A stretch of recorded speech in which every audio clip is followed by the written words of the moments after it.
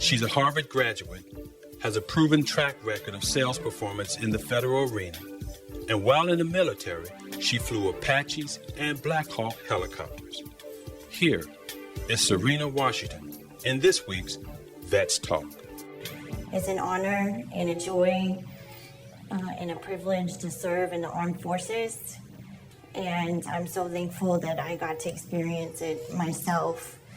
I went to Harvard and went into the ROTC program, was accepted into flight school, so I ended up transitioning into the Black Hawk and then into the Apache, and I became the first female Apache pilot in the Florida National Guard. There's quite a few challenges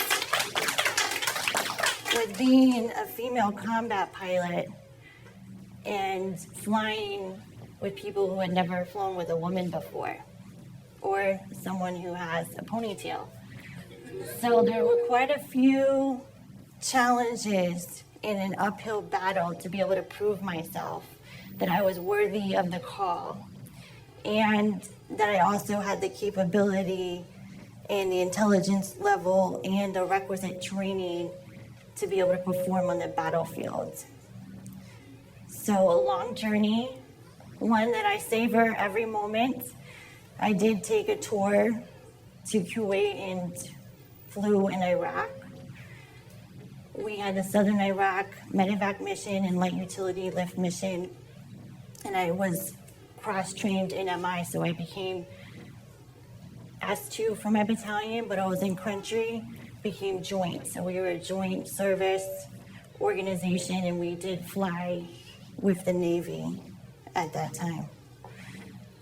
In 2009, I felt like I was hitting a wall. I came back to Washington, D.C. for my last tour of duty. I had earned a master's degree, and I started saying, what else is there for me? Should I stay in? I had 10 years. Should I stay in or should I get out? And I decided to take that leap of faith and say I really wanted to be a business owner. It was something that I had passion about. I had now a business degree, and I felt like I could do it. Another long battle and journey to be a small business owner. So thankfully, I started consulting as a management consultant for Booz Allen Hamilton, Mantech International Corporation, and a few small firms. And I had the W-2, and then I had the 1099. I had the W-2 and I had the 1099. But in order to do this, you got to get off the W-2, right? So that's a big leap of faith to say, I'm going out into the world unknown. So that day came around when I said, I can do this. And with the support and the discipline that the military taught me, that failure is not an option. Failure is not an option. It never was an option, it never is an option, and it never will be an option. Because if failure is an option, I could give myself a way out. And that wasn't an option. I had dreams about my organization because I wanted to give back. I wanted to take this organization to a level where I could give back to missionary support, to evangelicals, and also to veterans organizations. And to date, I have been blessed. I have been blessed.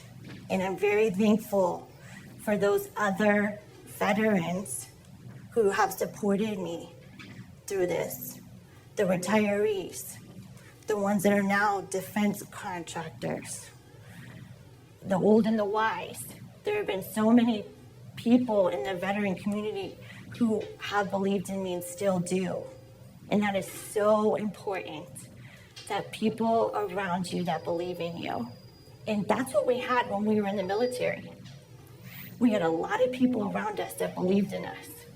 And the days that we didn't believe in ourselves, they said, pick up your bootstraps and do it anyways. And you better have a smile on your face when you come to work.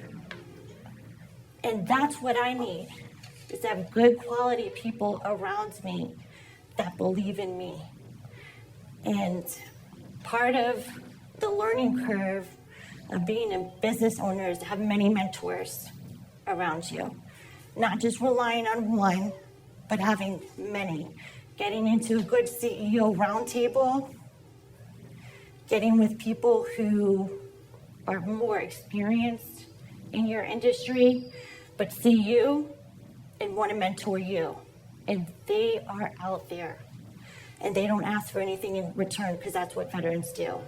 A life of service. So my message is, first of all, failure is not an option. Second of all, you absolutely can do this. There are people out there and many organizations, including veterans organizations, that will support you. And also, it doesn't matter what gender or what color is on your skin. Government contracting and being in business is a completely fair environment to be able to go out and win work. Don't let anything stop you. And you will be successful. You will win. Thank you.